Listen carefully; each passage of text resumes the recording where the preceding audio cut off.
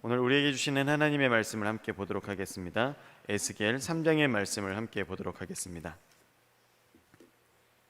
에스겔 3장의 말씀, 구약성경 1154쪽 근처에 있습니다.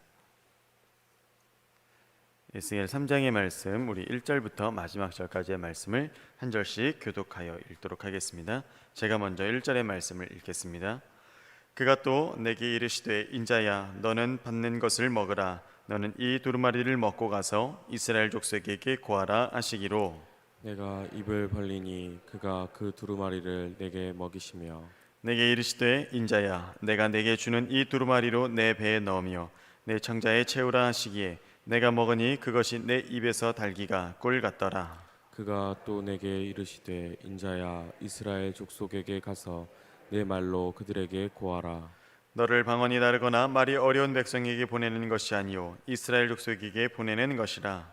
너를 방언이 다르거나 말이 어려워 내가 알아듣지 못할 열국에 보내는 것이 아니니라. 내가 너를 그들에게 보내었다면 그들은 정녕 내 말을 들었으리라. 그러나 이스라엘 족속은 이마가 굳고 마음이 강팍하여 내 말을 듣지 아니하리니 이는 내 말을 듣고자 아니함이니라. 내가 그들의 얼굴을 대하도록 내 얼굴을 굳게 하였고 그들의 이마를 대하도록 내 이마를 굳게 하였으되 내 이마로 화석보다 굳은 금강석 같이 하였으니 그들이 비록 패역한 족속이라도 두려워 말며 그 얼굴을 무서워 말라 하시고. 또 내게 이르시되 인자야 내가 내게 이를 모든 말을 너는 마음으로 받으며 귀로 듣고 사로잡힌 내 민족에게로 가서 그들이 듣든지 아니 듣든지 그들에게 고하여 이르기를 주 여호와의 말씀이 이러하시다 하라 하시더라. 때에 주의 신이 나를 들어 올리시는데 내 뒤에 크게 울리는 소리가 들려 이르기를 여호와의 처소에서 나는 영광을 찬송할지어다 하니 이는 생물들의 날개가 서로 부딪히는 소리와 생물 곁에 바퀴 소리라 크게 울리는 소리더라. 주의 신이 나를 들어 올려 데리고 가시는데 내가 근심하고 분한 마음으로 행하니 여호와의 권능이 힘있게 나를 감동하시더라. 이에 내가 델 아비브로 이르러 그 사로잡힌 백성 곧 그발강가에 거하는 자들에게 나아가 그 중에서 민다페이 7일을 지내니라. 7일 후에 여호와의 말씀이 내게 임하여 가라사대 인자야 내가 너를 이스라엘 족속의 파수꾼으로 세웠으니 너는 내 입의 말을 듣고 나를 대신하여 그들을 깨우치라. 가령 내가 악인에게 말하기를 너는 꼭 죽으리라 할 때에 내가 깨우치지 아니하거나 말로 악인에게 일러서 그 악한 길을 떠나 생명을 구원케 하지 아니하면 그 악인은 그 죄악 중에서 죽으려니와 내가 그 핏값을 내 손에서 찾을 것이고 내가 악인을 깨우치되 그가 그 악한 마음과 악한 행위에서 돌이키지 아니하면 그는 그 죄악 중에서 죽으려니와 너는 내 생명을 보존하리라. 또 의인이 그 의에서 돌이켜 악을 행할 때에는 이미 행한 그 의는 기억할 바 아니라 내가 그 앞에 거치는 것을 두면 그가 죽을지니 이는 내가 그를 깨우치지 않음이라. 그가 그 죄 중에서 죽으려니와 그 핏값은 내가 내 손에서 찾으리라. 그러나 내가 그 의인을 깨우쳐 범죄치 않게 하므로 그가 범죄치 아니하면 정령 살리니 이는 깨우침을 받음이며 너도 내 영혼을 보존하리라. 여호와께서 권능으로 거기서 내게 임하시고 또 내게 이르시되 일어나 들로 나아가라. 내가 거기서 너와 말하리라 하시기로. 내가 일어나 들로 나아가니 여호와의 영광이 거기 머물렀는데 내가 그 전에 그발강가에서 보던 영광과 같은지라 내가 곧 엎드리니. 주의 신이 내게 임하사 나를 일으켜 세우시고 내게 말씀하여 가라사대 너는 가서 내 집에 들어가 문을 닫으라. 인자야 무리가 줄로 너를 동여매리니 내가 그들 가운데서 나오지 못할 것이라. 내가 내 혀로 내 입천장에 붙게 하여 너로 벙어리 되어 그들의 책망자가 되지 못하게 하리니 그들은 패역한 족속임이니라. 함께 읽겠습니다. 그러나 내가 너와 말할 때 내 입을 열리니 너는 그들에게 이르기를 주 여호와의 말씀이 이러하시다 하라. 들을 자는 들을 것이요 듣기 싫은 자는 듣지 아니하리니 그들은 패역한 족속임이니라. 아멘. 네. 오늘도 하루의 첫 시간을 깨어 나오시는 우리 사랑하는 성도님들 환영하고 축복합니다. 또한 계신 곳에서 또 주님을 예배하시는 성도님들에게 동일한 은혜가 있길 주님의 이름으로 축복합니다. 오늘 2장에서 에스겔서 2장에서 환상 가운데 선지자로 부름받고 또한 두루마리 책을 2장 말미 또 오늘 3장 첫 번째 우리 서두에서 두루마리 책을 받아 먹음으로 선지자의 사명을 부여받은 것을 우리가 확인할 수 있습니다.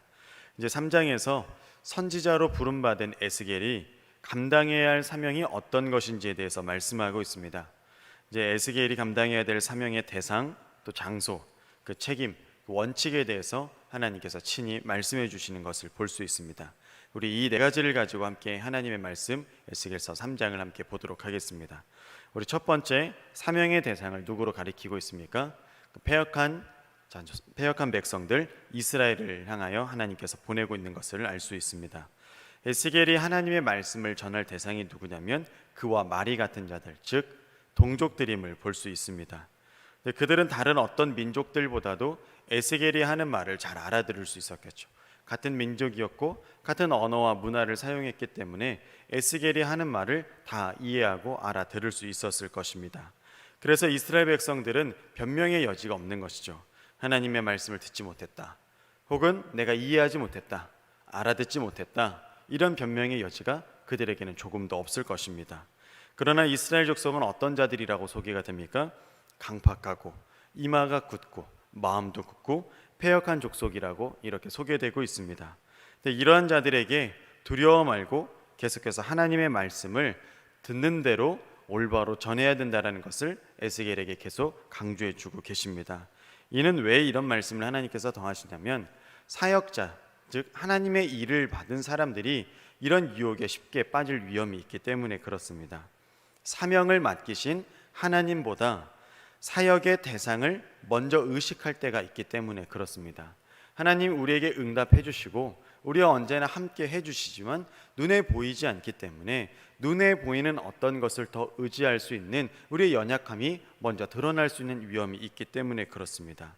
사명을 맡기신 하나님은 눈에 보이지 않고 내가 사역해야 할 대상은 눈에 보이고 당장 내가 어떤 행동을 취했을 때 그들의 반응이 바로바로 이렇게 즉각적으로 나타나니 이들에게 더욱더 신경 쓰고 이들의 마음을 더욱더 살피고자 할 때가 분명히 있다라는 거죠. 그 반응에 민감할 수밖에 없기 때문에 이를 더욱더 경계하고 조심해야 되기 때문에 하나님 이러한 것을 우리에게 더해주고 계십니다. 그래서 오늘 말씀에 어떻게 말씀하십니까? 그들이 듣든지 아니 듣든지 여호와의 말씀이 이러하시다 하라, 이런 말씀을 우리에게 전해주고 있습니다. 어떠한 형편에 있든지 오직 보내신 이 하나님의 말씀만을 전해야 한다는 것을 일깨워주고 계시는 것이죠. 혹시 사람의 인기를 끌고자 아니면 자신이 하고 싶은 말을 전하고자 하나님의 이름을 이렇게 들어서 사용하는 일은 결코 없어야 할 것입니다. 하나님의 이름 안에서 부름받은 자들은 이와 같은 일을 극도로 경계해야 할 것이며 들은 말씀 그대로를 전해야 하는 그 사명의 막중함을 우리는 항상 가지고 있어야 할 것입니다. 사명의 대상자 이 패역한 이스라엘 족속에게 하나님의 들은 말씀을 그대로 전하는 이 에스겔은 그 사역의 장소로 포로지인 델 아비브로 부르심을 받습니다. 에스겔이 사명을 감당해야 될 장소를 직접 하나님께 이렇게 인도함 받은 것이죠. 그런데 그곳으로 옮겨가는 데 있어서 에스겔의 마음에 분노와 근심이 가득했다라고 이야기합니다. 왜 에스겔의 마음에 이러한 분노와 근심이 가득했을까요? 이것은 패역한 이스라엘 자손들이 포로로 잡혀왔음에도 불구하고 그들의 죄악을 아직도 깨닫지 못하기 때문에 그렇습니다. 죄악을 깨닫지 못하니 어떠합니까? 회개함으로 나아가지도 않죠. 회개하지도 않고 죄악을 깨닫지도 못하니 그들을 바라보는 에스겔의 마음이 이렇게 분노하고 상할 수밖에 없었기 때문입니다. 그래서 에스겔은 환상 중에 그 자신의 사명의 자리로 소개받은 이 델 아빕에서 민다피 7일을 머물고 있다라고 이렇게 표현되고 있습니다. 여러분, 민다피라고 하는 단어는 어떤 뜻을 가지냐면 놀라고 당황되고 압도한 상황, 이러한 상태를 가리키는 것을 민다피라고 이야기합니다. 민다피 7일을 이 델 아빕에서 보냈다라고 이야기합니다. 에스겔은 사명을 감당하기에 앞서서 이 일을 계획하시고 실행하시는 그 하나님의 신비함 또는 그 두려움에 분명히 그러한 압도함을 느꼈을 것입니다.